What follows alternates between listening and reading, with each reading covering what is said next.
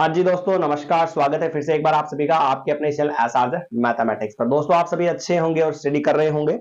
अपन पढ़ रहे थे अपने मैथमेटिक्स जो है उसके महत्वपूर्ण प्रश्नों की क्लासेस ले रहे थे, जिसके अंदर लगभग जो है 4 क्लासेस हो चुकी है और अब अपन जो है 5वीं क्लास आज लेने जा रहे हैं। अगर आप पहली बार इस क्लास को देख रहे हैं दोस्तों, तो पुरानी क्लासेस जो भी है 4 क्लासेस उन सभी को जाकर देखे और कंटिन्यू क्लास को देखे बेटा, और वीडियो को स्किप ना करें, क्लास को पूरा जरूर देखिएगा। और आपको क्लास अगर अच्छी लगे तो आपके जो भी मित्र हैं, साथीगण हैं, क्लासमेट्स उन सभी को ये क्लास शेयर कर दीजिएगा। ठीक है, तो बात करते हैं अपन आज के प्रश्न की।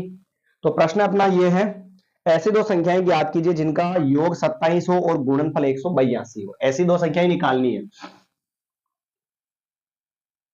ऐसी दो संख्याएं ज्ञात कीजिए जिनका योग 27 व जिनका योग 27 दे रखा है और गुणनफल 182 दे रखा है।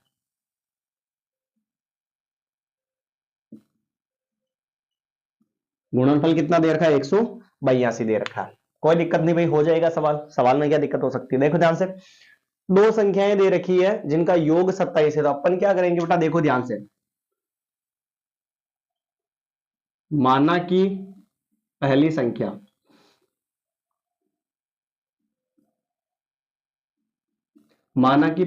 क्या हो जाएगी? x मान लेते हैं, और दूसरी संख्या को अपन क्या मान लेते हैं? y। दूसरी संख्या बराबर मान लेते हैं अपन y मान लेते हैं। दोनों संख्याओं का योग कितना है बेटा? 27 है। तो अपन दोनों को क्या कर देंगे? जोड़ देंगे। तो लिखेंगे प्रश्नानुसार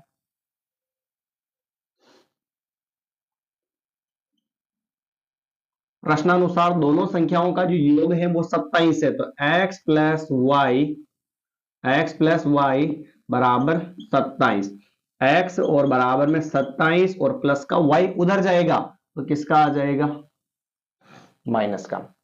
प्लस के y को उधर भेज दिया तो किसका हो गया? माइनस का हो गया ना। तो x बराबर 27 माइनस वाई, समीकरण 1 बनी कि नहीं बनी? बन गई है। दूसरा देखिए, इनका गुणनफल जो है वो है 182। गुणनफल यानी कि x इंटू वाई, और कितना दे रखा है? 182।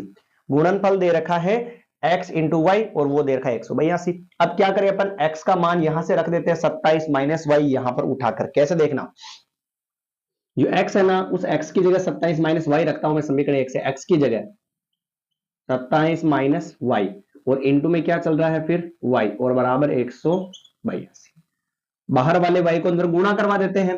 तो y को 27 से गुणा करवाऊंगा मैं तो क्या होगा? 27y, और y को y से गुणा कराऊंगा तो माइनस y का स्क्वायर और बराबर में 182। हम कहते हैं कि y की पावर जो 2 है ना, द्विघात समीकरण के अंदर जो बड़ी घात होती है उसका गुणांक माइनस का नहीं होना चाहिए, यानी उसके आगे माइनस नहीं होना चाहिए। तो इसको प्लस का बनाएंगे, और प्लस का बनाने के लिए इसको अपन कहां ले जाएंगे? उधर ले जाएंगे। तो बराबर में इधर बचेगा 0, बराबर 182, प्लस का 27 वाई उधर जाएगा, किसका हो जाएगा? माइनस का, और माइनस का वाई स्क्वायर इधर आएगा, किसका हो जाएगा बेटा? प्लस का हो जाएगा। आइए समझ में। तो क्या करें, बड़ी पार्ट को पहले लिखे वाई स्क्वायर, फिर माइनस का क्या लिख देंगे? 27 वाई, और फिर प्लस का क्या लिख देंगे? 182, और बराबर में क्या चलेगा? 0। आया क्या समझ में? कोई दिक्कत है इसके अंदर? नहीं है भाई। चलिए, ये बन चुकी है द्विघात समीकरण। अब इस द्विघात समीकरण को सोल्व करने के लिए अपन कौन सी विधि लगाते हैं? शुरू वाले को लास्ट वाले से गुणा करवा के और फिर जोड़े या घटावे। तो कौन सी संख्या आनी चाहिए? बीच वाली संख्या आनी चाहिए। बीच वाली संख्या आनी चाहिए बेटा। तो यहाँ पे गुणा में कुछ नहीं तो क्या मानेंगे? एक। फर्स्ट वाले एक को लास्ट वाले 182 से गुणा कराएंगे, तो 1 इंटू 182 कितना होगा? 182। अब इसके निकाल लेंगे अपन गुणनखंड। तो 182 के गुणनखंड निकालेंगे। 2 से काटा इसको अपन ने 9 बार, और फिर इसको कितने से काटेंगे? 2 से 1 बार, फिर 7 का भाग 13 बार, फिर 13 का भाग इसमें 1 बार। तो आप देखो, इन दोनों को ले लूं साथ में, इसको ले लूं मैं अलग। कैसे बेटा? देखना, 2 इंटू 7 कितना हो जाएगा? ऐसे लिखा ना मैंने, 2 इंटू 7 इंटू 13। तो इन दोनों को साथ में लूंगा तो 14 हो जाएगा, और इसका लूंगा अलग तो 13 हो जाएगा। जोड़ने या घटाने पर कितने चाहिए? 27, और वो भी किसके? माइनस के। जब संख्या को जोड़ना भी हो और चिन्ह माइनस का चाहिए, तो दोनों को किसका ले लो? माइनस का। दोनों ही संख्याएं माइनस की, चिन्ह माइनस का, संख्या जुड़ेगी, कितनी हो जाएगी? 27 हो जाएगी। आइए समझ में। तो अपन क्या करेंगे बेटा, यहां पर देखो 1 केवल समझने के लिए लिखा था। पहली संख्या वैसी की वैसी आएगी, बीच वाली हटेगी, और उसकी जगह ये गुणनखंड अपन ने बनाए जो आएंगे, यानी 14y और उसका -13 और y, और प्लस का 182 बराबर में क्या चल रहा है, 0 चल रहा है। ध्यान से समझिएगा, है ना। 4 स्टेप हो गए। देखो तो मैंने बताया था पहले इसके टुकड़े लिख लो। कैसे टुकड़े, तो y की घात दो तो y को कितनी बार लिखेंगे अपन, 2 बार y इंटू वाई, और फिर माइनस चौदह y दे रखा है यानी 2 इंटू 7 इंटू वाई, माइनस 13 का 13 इंटू वाई, और प्लस 182, और 182 के गुणनखंड 2 इंटू 7 इंटू 13 बराबर 0। आ गया भाई समझ में, ठीक है ना। आगे सोल्व करें, चलिए। अब अपन क्या करेंगे, दो दो स्टेप में से कॉमन लेंगे। दो दो स्टेप में से कॉमन कैसे लेंगे देखना, इन दोनों में क्या सेम है भाई, इन दोनों में क्या सेम है, y सेम है ना, y सेम है तो y को मैं बाहर लेता हूं, एक y बाहर निकल गया तो एक y बच गया, फिर माइनस का माइनस, एक y बाहर निकल गया तो 2 इंटू 7 बच गया। और इधर देखो क्या सेम है बेटा, ध्यान से देखो 13 और 13, अपन माइनस के 13 कॉमन ले रहे, क्यों देखना, माइनस का 13 अगर कॉमन लूंगा मैं, माइनस 13 कॉमन लिया तो बचा कितना y, और प्लस में से माइनस बाहर निकलेगा तो क्या बचेगा, माइनस बचेगा, और 13 बाहर निकल गया कितना बच गया, 2 इंटू 7 बच गया, और बराबर में 0। देखो कोष्टक वाली संख्या सेम मिल गई, माइनस कॉमन लिया तो मिल गई है, कोष्टक वाली संख्या सेम मिल गई है, तो ध्यान से देखो y माइनस 2 इंटू 7 कितना हो जाएगा, 14 हो जाएगा, और माइनस 13 है, इधर भी y माइनस कितना हो जाएगा, 14 हो जाएगा, बराबर में 0। सेम सेम पार्ट को कितनी बार लिखेंगे बेटा, एक बार, और बाहर वाले को भी कोष्टक में बंद कर देते हैं, और बराबर में क्या आ गया, 0। दो केस बन चुके हैं, तो केस फर्स्ट बराबर क्या होगा, y माइनस 14 बराबर 0, तो माइनस के 14 को उधर भेजेंगे तो किसका आ जाएगा, प्लस का आ जाएगा। जब y का मान 14 हो तब y बराबर 14 पर, y बराबर अगर 14 पर, y बराबर अगर 14 लेवे तो x का मान कितना होगा, x बराबर क्या होगा, 27 माइनस y का मान 14, घटाएंगे तो x बराबर 27 में 14 जाएगा तो कितना आ जाएगा, 13। आ गया समझ में, y का दोनों ही मान लेना पड़ेगा अगर सही आ रहा तो, ठीक है ना। और फिर क्या सेकंड बनेगा, क्या सेकंड बनेगा, y माइनस 13 बराबर 0, तो माइनस का 13 उधर जाएगा तो किसका हो जाएगा, प्लस का। तो अपन क्या लिखेंगे, y बराबर 13 पर वापस वही समीकरण, x बराबर 27 माइनस वाई, तो x बराबर 27 माइनस वाई का मान 13, और घटाएंगे तो x बराबर कितना आ जाएगा भाई, 14 आ जाएगा। कोई दिक्कत है क्या, कंफ्यूज मत हो जाना कि सर 14 और 13 तो आंसर अपना यही आ गया था, नहीं, ये गलती से सेम मिल गया दोनों, इसलिए अपने को ऐसा लग रहा है, बाकी 14 पर तो है 13 होगा, और 13 पर क्या होगा, 14 हो जाएगा। ठीक है भाई, आया सभी को समझ में, कोई दिक्कत नहीं है ना। चलिए दूसरे प्रश्न की अपन बात करते हैं। दूसरा प्रश्न देखिए, हाँ जी दोस्तों, प्रश्न सेकंड आपके सामने छपा हुआ है, एक बार इस प्रश्न को पढ़ लीजिए, फिर अपन इसको सोल्व करते हैं कि कैसे क्या इसका समापन करना। अपने को सवाल इजी है, थोड़ा सा अपने को ध्यान रखना है कि इसको कैसे सोल्व करना है, कौन सा सवाल क्या कह रहा है, उस लैंग्वेज को समझना है। अगर वो लैंग्वेज आपको समझ में आ चुकी है तो अपना जो सवाल कोई सा भी हो मैथमेटिक्स में वो आपको क्लियर समझ में आ जाएगा, ठीक है ना।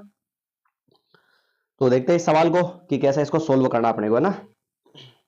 इसमें दे रखा है कि k का वह मान ज्ञात कीजिए जिसके लिए इसके दो मूल आपस में क्या है भाई, बराबर है। दो मूल बराबर हैं तो k का मान हमें निकालना है। सबसे पहले तो जो इक्वेशन हमें दे रखी है ना, जो इक्वेशन हमें दे रखी है वो किसके रूप में होनी चाहिए, द्विघात समीकरण के रूप में होनी चाहिए। लीनियर इक्वेशन यानी कि जो घात दो है ना उसके रूप में ये होनी चाहिए। अगर उसके रूप में नहीं है तो सबसे पहले उसको कन्वर्ट करेंगे। कैसे करेंगे बेटा, देखो के एक्स को अंदर गुणा करवा लो, के एक्स को एक्स से गुणा करवाएंगे तो क्या होगा, के एक्स स्क्वायर होगा, फिर माइनस का माइनस होगा, के एक्स को 2 से गुणा कराएंगे तो 2 एक्स हो जाएगा, और प्लस का 6 अलग चल रहा है बाहर, और बराबर में 0।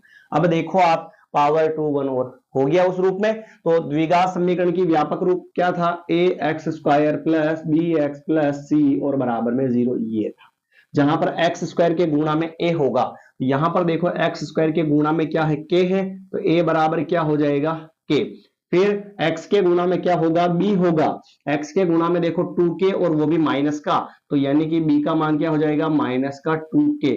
और अचर संख्या c कितना है बेटा, 6। आया यहां तक समझ में। फिर इसके बाद में दो मूल बराबर हैं, तो आप सभी को पता होगा जब मूल बराबर है, जब मूल बराबर है, अतः मूल बराबर हो तो बी स्क्वायर माइनस 4ac जो होता है उसका मान क्या आता है, 0। बी स्क्वायर माइनस 4ac जो विविक्तिकर होता है उसका मान 0 आता है, तभी तो हम कहते हैं कि मूल क्या होंगे, बराबर होंगे और वास्तविक होंगे। तो देखो आप इसमें मान पुट कर दो, बी की जगह क्या रखूंगा, माइनस का 2k और कोष्टक बंद करके उसकी पावर 2 लगा दी, फिर माइनस 4ac, माइनस 4 इंटू ए का मान कितना है k और इंटू सी का मान कितना है भाई 6 और बराबर में क्या आ जाएगा 0। ध्यान से देखो, माइनस की घात 2 मतलब माइनस इंटू माइनस प्लस हो जाएगा और 2 की घात 2 यानी कितना हो जाएगा 4 और k की घात 2 यानी k का स्क्वायर, माइनस 4 इंटू 6 24 और k का k और बराबर में 0। अब क्या करता हूं मैं, इन दोनों में से कॉमन ले लेता हूं। कैसे लूंगा कॉमन, देखो 4k अगर मैं कॉमन लूं, 4 कॉमन लिया, k कॉमन लिया, एक k बचेगा यहाँ पे, माइनस 4 कॉमन लिया तो 4 का भाग 24 में लगाओ, कितनी बार जाएगा 6 बार और k बाहर ले ही लिया और बराबर में क्या आ गया 0। दो केस बढ़ेंगे, एक तो इसका एक इसका। केस फर्स्ट 4k बराबर 0 तो k बराबर 0 इंटू बड़ा 4 का आ जाएगा बटे हुआ में, तो ये हो गया, तो k बराबर क्या हो गया बेटा 0 हो गया। फिर दूसरा केस देखते हैं अपन, धूप में निकला न गुरु रूप की रानी, गोरा रंग काला न पड़ जाए। देखो ध्यान से, के सेकंड दे रखा भाई, के सेकंड ये हो गया 0 के बराबर, के माइनस का 6 उधर जाएगा, किसका हो जाएगा प्लस का, तो के का मान क्या हो गया 0 और 6 हो गया। कोई दिक्कत है क्या इसमें, इजी है भाई। अगले प्रश्न की बात करते हैं। अगला प्रश्न क्या देखिएगा ध्यान से, हाँ जी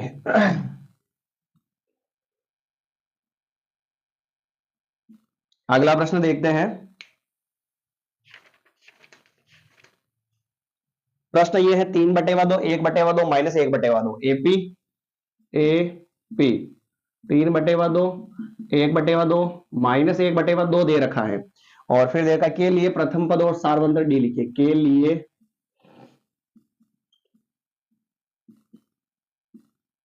प्रथम पद व सार्वंतर डी ज्ञात कीजिए। बहुत इजी है भाई, थोड़ा सा ध्यान रखना आपको कि इसको कैसे सॉल्व करना है।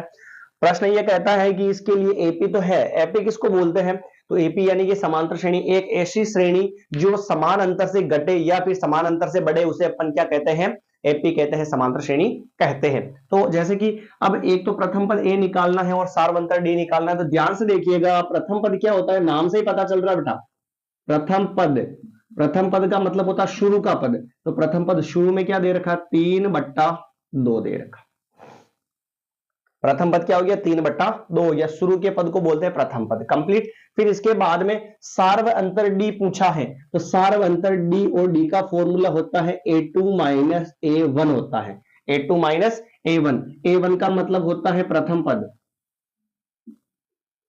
और a2 का मतलब होता है द्वितीय पद यानी दूसरा पद। तो देखो ध्यान से, d बराबर a2 दूसरे नंबर का पद, ऐसे बोलते हैं a1 a2 a3, तो दूसरे नंबर का पद क्या है 1/2, फिर माइनस का माइनस और फिर a1 पहले नंबर का पद 3/2। आ गया समझ में, a2 का मान रखा फिर a1 का मान रखा, d बराबर a 1/2 3/2 का जब नीचे वाली संख्या सेम हो बटेवा में तो एलसीएम लेने की जरूरत नहीं पड़ती, उसको कितनी बार लिखते हैं, एक बार लिखते हैं, फिर ऊपर वैसा का वैसा एक माइनस और ये 3 का 3, तो डी बराबर 3 में से 1 जाएगा तो 2 बचेगा और बटेगा में कितने आ गए 2, बड़ी संख्या 3 है और उसके पहले क्या है माइनस, तो ये माइनस, तो डी बराबर क्या होगा 2 में 2 का भाग लगाया तो 1, ये माइनस का क्या हो गया माइनस। भाई आयो क्या समझ में, मामलो आयो समझ में, तो डी का मान क्या हो गया -1 हो गया। ठीक है भाई, चलिए अब अगले प्रश्न की बात करते हैं अपन।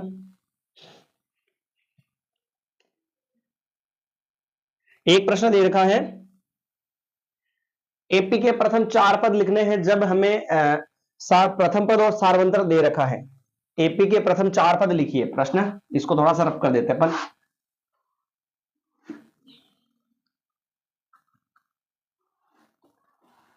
एक एपी के प्रथम 4 पद लिखिए जिसका प्रथम पद व सार्वंतर डी जो है वो हमें दे रखा है। कैसे देखना ध्यान से,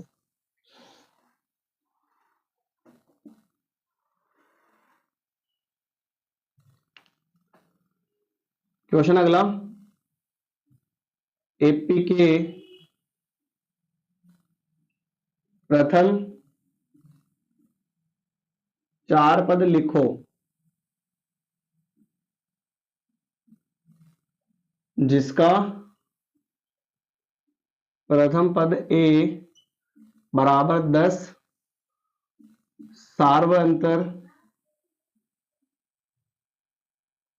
सार्वअंतर डी बराबर 10 है। ठीक है भाई, प्रथम 4 प्रथम पद लिखने हैं जब इसका सार्वअंतर और प्रथम पद ए जो है हमें दे रखा हो, तो इसके 4 पद लिखने हैं।